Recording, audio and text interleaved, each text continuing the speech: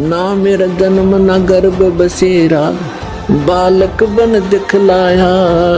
काशी नगर जल कमल पडेरा, तहाँ दुलाहे न पाया। मात पिता मेरे कछु नाही, ना मेरे घर दासी।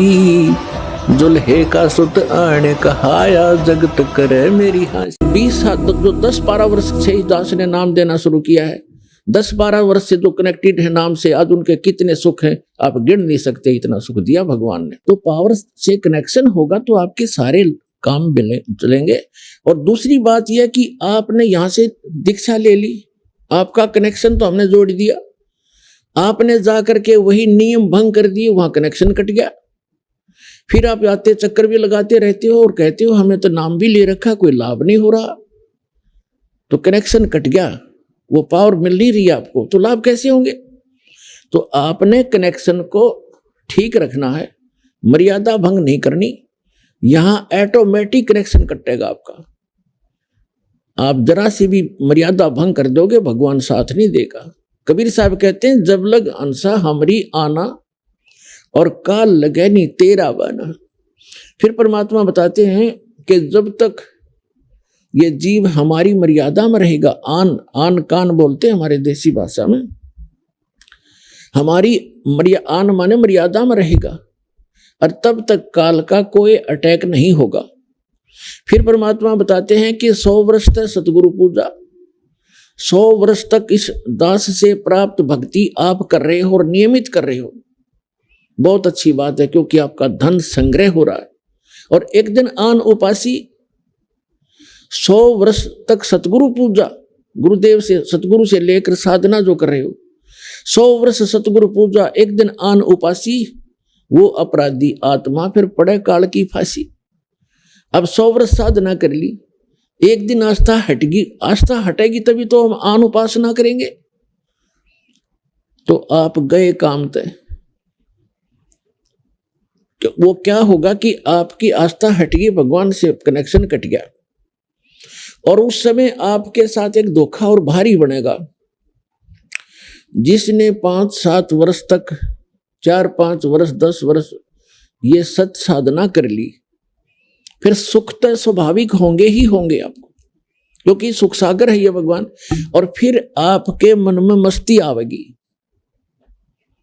आपका कनेक्शन भी कट जाएगा। आप आन उपासना करोगे या कोई और गलती कर बैठोगे, और गलती पे गलती करते भी रहोगे और आपको हानि कुछ नहीं हो रही होगी, तो आप और उत्साह बढ़ेगा आपका नाम तोड़ने में।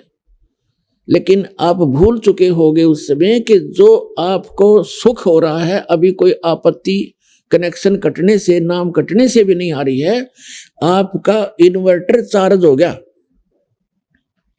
अब बेशक डिस्कनेक्ट रहे इन्वर्टर, आपने वो चार्ज कर लिया, और उस जब तक वो जितना चार्ज है उससे आपको लाभ हो रहे होंगे, लेकिन आगे कनेक्शन ना होने से आगे उसमें चार्जिंग नहीं हो रही, जिस कारण से एक दिन ऐसा आएगा आपको सर्व सुविधाएं ऑटोमेटिकली समाप्त हो जाएंगी। उस समय आपकी आंख खुलेंगी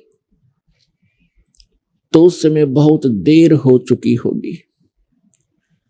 इसलिए आप जी से दास की प्रार्थना है